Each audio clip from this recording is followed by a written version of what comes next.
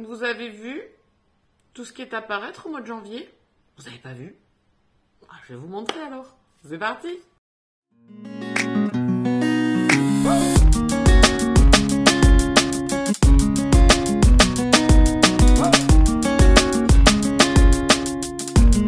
Bonjour et bienvenue dans cette nouvelle vidéo et comme l'introduction alors de qualité vous l'aura montré, on va faire les sorties livresques du mois de janvier.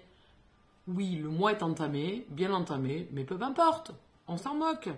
Donc je vais me décaler un tout petit peu pour pouvoir vous insérer comme d'habitude les petites images. Et on est parti tout de suite avec Agent Secret, le tome 3 de Josh Waldshire. Et une prononciation, c'est cadeau. Le centre de l'attention chez MXM Bookmark. Il y a des fois, il n'y a pas besoin de résumer. Agent Secret, romantique suspense, Bookmark, vous aurez compris. Je n'ai pas commencé cette saga, mais elle est quand même dans mes envies wishlist. Cette vidéo commence bien. Les petits bugs de départ. J'espère recadrer tout ça au fil de la vidéo. Donc j'aime bien la couverture, elle est très sympa. Le monsieur là est fort agréable à regarder, écoutez. Donc écoutez, romantique suspense que j'ai noté bien sûr. Ensuite, Belfast Monstre, le tome 1, Domination de Monica James, aux éditions Bookmark, toujours, mais dans la collection Infinity. J'ai noté celui-ci totalement pour la couverture. Ce masque que porte ce personnage m'a beaucoup plu. J'aime beaucoup. Alors ici on est en Irlande et on va être avec deux familles, je pense, rivales, dont une famille qui est plutôt... alors je sais pas ce qu'ils sont, parce que c'est pas trop précisé, mais on est dans vengeance, rivalité. Le gars en fait a été élevé dans la hargne. Il a vu sa mère se faire tuer par 3 personnes et il veut se venger par rapport à cette famille qui a liquidé sa mère. Mais il va tomber en fait sur l'héritière, je suppose, de cette famille avec qui il va commencer une petite relation. Alors forcément, je ne le lirai sûrement pas, mais je le présente parce que je vous dis que la couverture, vraiment la couverture m'a beaucoup plu. On continue chez Juno Publishing avec Ce qui se passe à l'université, le tome 1, Face à face sportif de Lane Haynes. Donc ici, on l'aura compris, une romance contemporaine campus, université, avec des joueurs de water polo, rivalité entre deux joueurs et tension extrême. On est dans du avec un des deux personnages, donc c'est Enemies to Lovers, avec un personnage qui est hétéro à la base. Je pense qu'il est bi, mais bon, il ne le sait pas encore. Mais nous, on le sait déjà. Ensuite, Comme 2 gouttes de sang de Nicolas Nuten aux éditions Pocket. Totalement là aussi pour la couverture. Voilà, ce blanc neigeux avec ce crâne, cette marque sur le front. Oui, j'adhère. Thriller. Voilà, ça m'a beaucoup plu. Je ne sais pas du tout de quoi ça parle. Pour cela, vous vous dirigez vers la barre dessous d'informations et vous aurez le lien affilié à mon compte Amazon qui vous donnera le résumé de ce roman. S'il vous intéresse comme moi.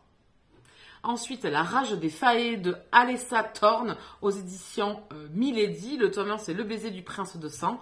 Donc on est ici avec une vengeance depuis des milliers ou des centaines d'années de la part des Fae qui veulent récupérer le trône d'Angleterre. Et pour ça, le prince Fae a dans les pattes une captive, un cadeau de guerre qui est une esclave et qui ne se laisse pas, je pense, faire. Voilà. Donc écoutez, c'est tout ce que j'en sais. On est ici, royauté, Angleterre, Fae. Je me suis dit, pourquoi pas. La couverture est très sympa. Voilà. J'aime bien. Les univers de Faerie, j'aime bien. Ensuite, on continue avec Don't Hide From Me. L'accent, c'est cadeau. De Vanessa Degardin aux éditions Butterfly. C'est une romance On est ici dans une université prestigieuse. Oula! Avec un bad boy qui va vouloir séduire le fils du doyen qu'il a dans son viseur. Mais le jeune homme n'a pas l'air de vouloir se laisser faire. Il le déteste. Le bad boy n'a pas dit son dernier mot et va vouloir faire succomber le fils du doyen. Ensuite, dans la noirceur de l'espace, le tome 3, la dernière bataille de Lisa Henry.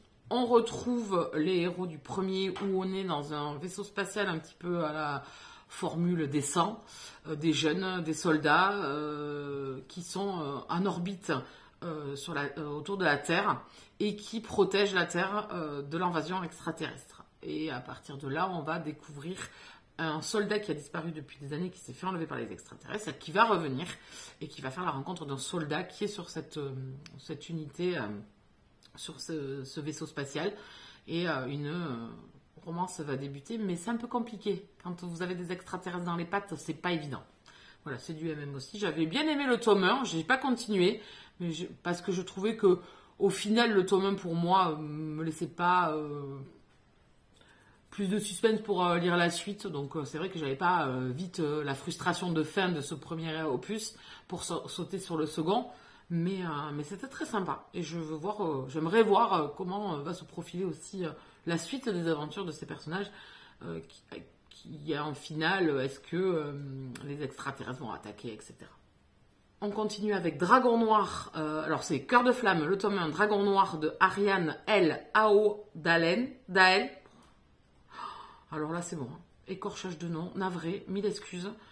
Aux éditions Bookmark, on est dans de la fantasy MM. On va être ici avec un prince qui est un peu écarté de la cour par son père, le roi, qui vit un petit peu reclus, un petit peu à la réponse dans une tour. Et la guerre va éclater, il va être envoyé sur le champ de bataille et il va être blessé. Il va devoir se cacher et il va rencontrer, donc comme vous pouvez le voir sur la couverture, on va parler de dragon, et c'est son ennemi. Il va tomber amoureux de son ennemi, enfin il va avoir des sentiments pour son ennemi. C'est peut-être pas la bonne idée s'il veut reconquérir le cœur de son père. Voilà. Pas vraiment l'idée la plus lumineuse du monde. J'ai adoré la couverture, donc j'ai demandé ce roman, je l'ai reçu en service presse, donc je pourrais vous en reparler dans le courant du mois de février. Ensuite, une intégrale est sortie, l'intégrale de Faux Petit Ami de Eden Finlay. J'ai lu cette saga en entier. Vous êtes ici dans de la romance contemporaine MM, dans le milieu sportif. Vous allez alterner, alors dans le premier on va parler un peu de baseball, mais ensuite vous allez être plutôt concentré sur un tome sur deux, ça sera le football américain et le hockey sur glace. Et vous allez suivre des couples différents. On va retrouver un groupe d'amis et puis vous allez vivoter avec ces différents couples. C'est une saga que j'ai beaucoup aimée. C'est pas révolutionnaire, mais c'est pas grave. J'ai vraiment apprécié chaque perso, chaque histoire. Voilà, je l'ai adoré. Et donc là, l'intégrale sort. Et si le cœur vous en dit. Ensuite, Irina et le Tsar de Aurore Dumas. Pauvre auteur.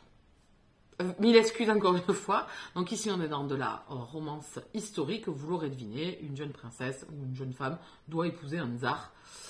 Écoutez, j'en sais pas plus. J'avais bien aimé la couverture. Je trouvais ça assez sympa. Passion, aventure et choix déchirant.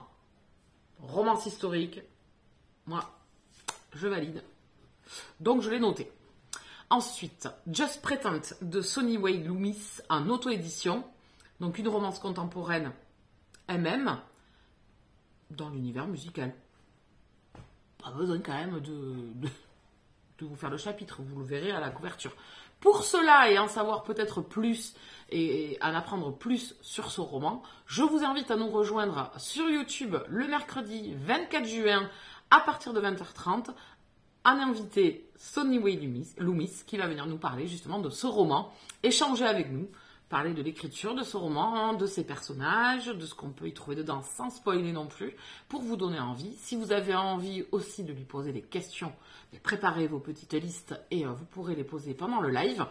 Ça ramène un petit peu au live que j'ai fait avec Amélie pendant le mois de décembre pour parler de Deadly Funeral. Aujourd'hui, à l'honneur, ça sera Sony. Donc voilà, on pourra parler de Just Pretend, qui sort le 24 janvier justement, et donc ça en sera... le jour de la sortie, ça sera l'occasion de faire la vidéo, le live YouTube. C'est compliqué aujourd'hui. Hein. Kétos, le tome 2, Les Lamentations de la Sirène de Kellyanne Ravencroft. Donc ici, je l'ai en noir et blanc. Alors je ne sais pas si la couverture définitive sera en noir et blanc, parce qu'il me semble que ça ressemble beaucoup quand même à la couverture du tome 1. Ah oui, c'est un petit peu la même couverture que pour le tome 1. Sauf que là, elle est en noir et blanc et qu'on a juste le titre. Donc, je ne sais pas, j'ai pas regardé si la nouvelle couverture était arrivée. Si par cas c'est ça, je l'insérerai. Donc ici, on est dans du fantasy aussi, avec des pirates, avec des tritons. On est dans de la romance, de la romantasy MM. J'ai le tome 1 dans ma palle, donc je me suis noté le tome 2. J'avais acheté le tome 1 à la Icon. Et Kalien Ravencroft, je l'avais lu avec les Chroniques de Soror. Je crois que c'était ça le titre. C'était un médiéval, un fantasy médiéval avec des princes, une quête. Voilà, j'avais bien aimé le tome 1, j'avais pas continué, mais j'avais bien aimé. Ensuite, King of Scots, le tome 1 de Leafstone. On est dans une romance contemporaine dans la royauté écossaise.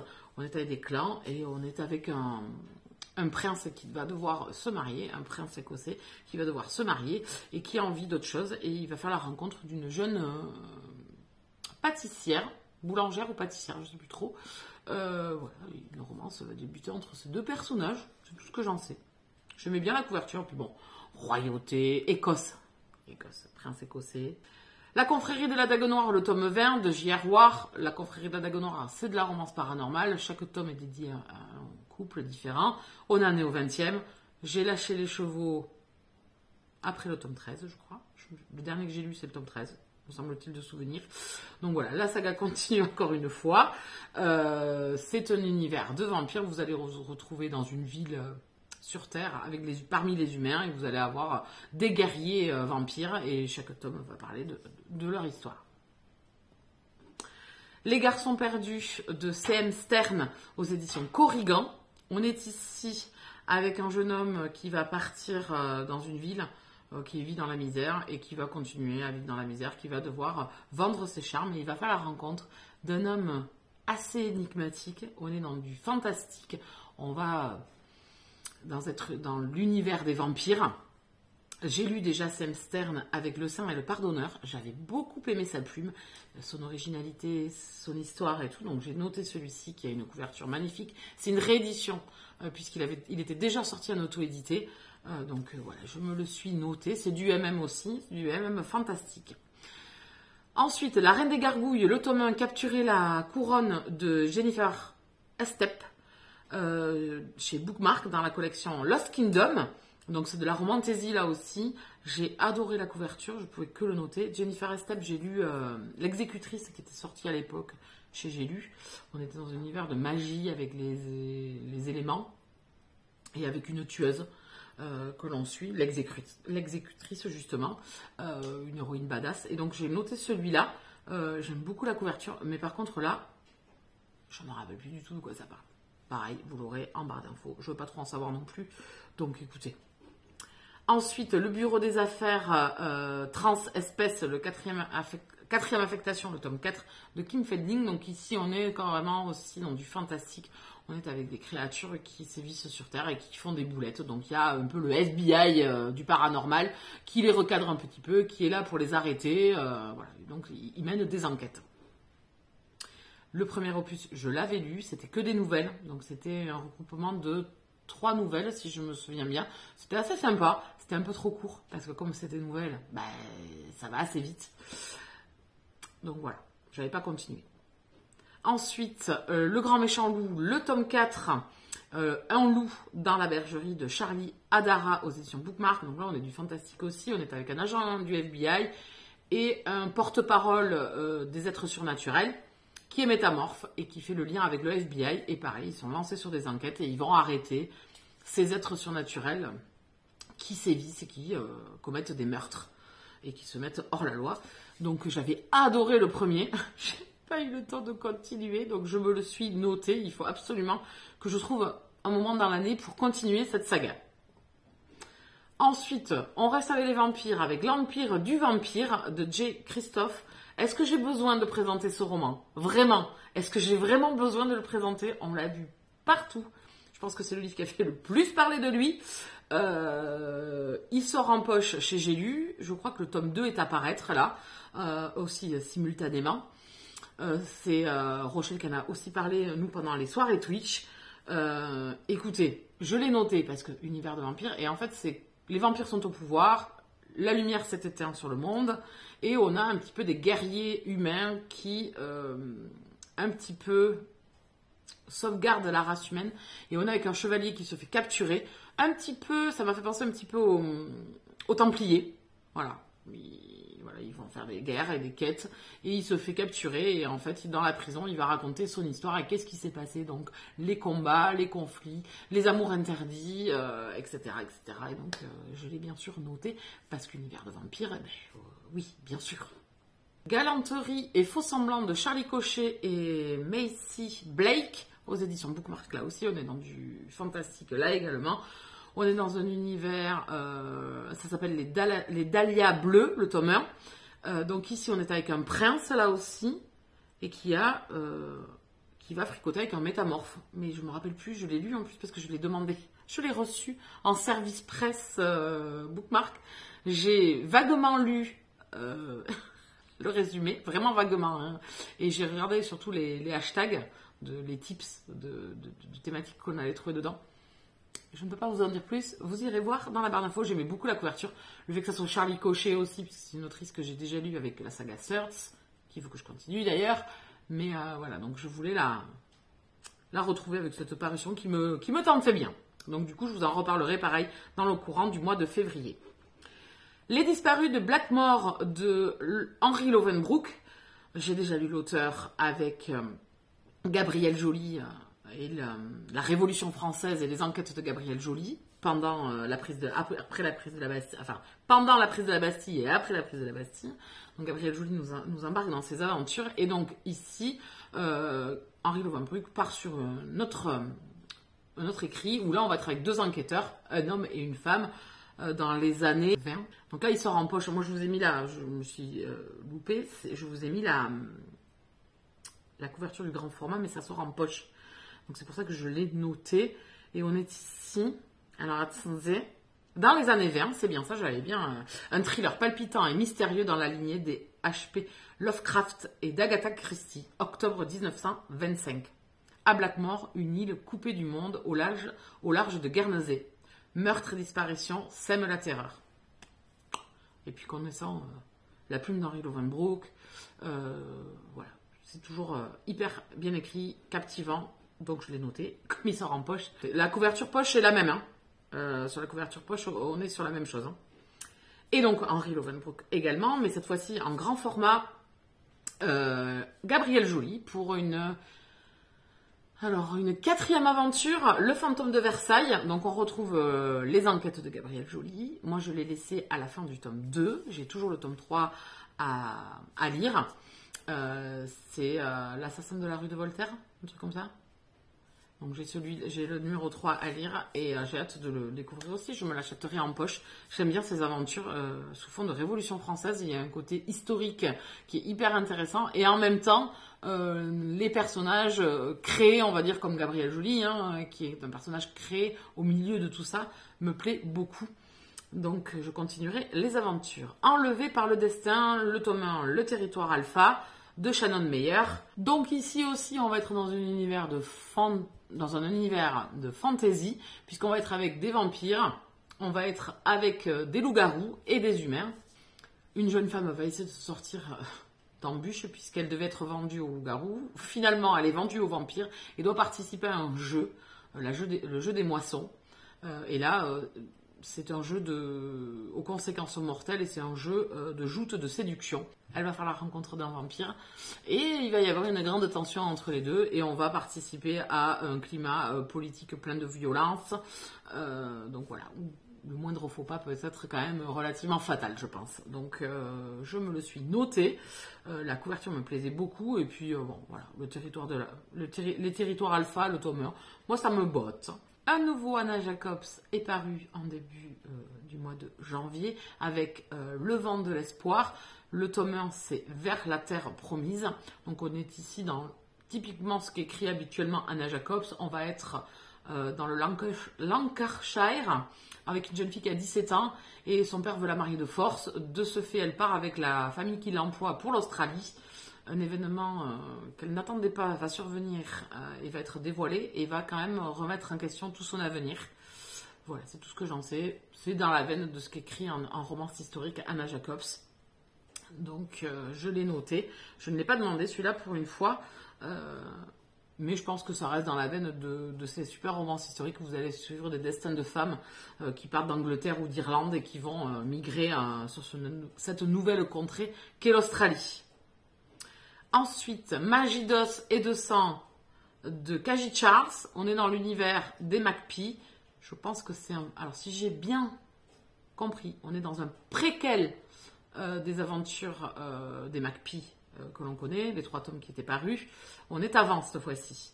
Donc forcément, je l'ai demandé. Il devrait arriver fin janvier ou début février. Donc ça sera une lecture du mois de février. J'ai adoré la couverture. Kaji Charles, c'est une autrice que j'aime beaucoup en romance historique elle-même. Fantastique cette fois-ci. Avec les McPhee, il y a un côté assez fantastique. J'adore la couverture. Elle est magnifique. Donc j'ai hâte de découvrir. De cette saga, j'ai tout lu pour le moment, tout ce qui est paru en France. Donc, je ne voulais pas rater celle-ci non plus. Ah, papa. Ensuite, 7 de pique, le tome 2, Mensonge mortel de Cordelia Kingsbridge. On est dans du romantique suspense MM. Un flic, un chasseur de primes, une seule enquête où un tueur en série sévit et laisse des cartes de jeu sur ses victimes à Las Vegas. Voilà, on enquête avec ces personnages et puis on va pas enquêter que sur ça, il y a d'autres affaires qui vont venir s'en mêler aussi, hein. Ils ne sont pas concentrés à 100% forcément que sur cette enquête-là. On continue avec Un hiver à Mystic Haven de Charlie Morrigan, c'est de l'auto-édité si je ne dis pas de bêtises. On est dans une petite ville, une enquêtrice du paranormal va être envoyée dans une petite ville, plus spécialement dans un manoir. C'est un conte revisité de La Belle et la Bête. Voilà, sauce FF. Voilà, c'est pour ça que je l'ai noté. J'aimais beaucoup la couverture, je la trouve magnifique. Donc écoutez, je me le suis noté aussi. Un soir d'été de Philippe Besson. J'avais lu Arrête avec tes mensonges, qui a été un énorme coup de cœur. J'ai vu le film à Noël. Je l'ai regardé et qui est très sympa aussi, qui est très touchant. Et donc, j'ai noté celui-ci de Philippe Besson. On est ici dans les années 80 avec des jeunes. Ils sont 5 garçons et une fille. Et l'un d'entre eux disparaît. Que s'est-il passé? Donc, je pense que ça sera cette histoire que l'on va suivre. Ensuite, Agence White Thorn, le tome 1. Le prix de la vérité de M.A. Grant aux éditions Bookmark. Donc, ici, on est avec une agence de garde du corps. Un garde du corps est dépêché pour aller surveiller le fils d'une famille plutôt mafieuse. On est dans du fantastique puisqu'on va côtoyer des vampires. C'est tout ce que je vous en dirai. Je vous ai fait le retour sur cette histoire-là. Sur 7 de pique également, je vous ai fait le retour. Vous pouvez les retrouver sur ma chaîne. Ici, pareil, on est un peu dans du romantique suspense, mais plutôt fantastique. Voilà pour toutes ces lectures qui sont à paraître au mois de janvier. Franchement, on a beaucoup de choses qui sont vraiment... trop bien, à venir bientôt. Donc, eh bien, écoutez, est-ce qu'on craquera pour tout? Non, on va peut-être pas se mentir, on va peut-être être quand même un peu sérieux. Vous, est-ce que vous avez noté d'autres bouquins? Est-ce que certains de ceux que je vous ai présentés vous tentent? N'hésitez pas à me le dire en commentaire ou alors vous pouvez me retrouver en MP sur Instagram ou sinon venir nous rejoindre sur les Twitch. On Twitch souvent, je mets le programme sur YouTube et sur mon Instagram. On papote et on lit. N'hésitez pas à venir tester. En attendant, mettez un petit pouce sur la vidéo, abonnez-vous, partagez-la. Moi, je vous laisse là et je vous souhaite à tous de très très bonnes lectures. Bisous câlins!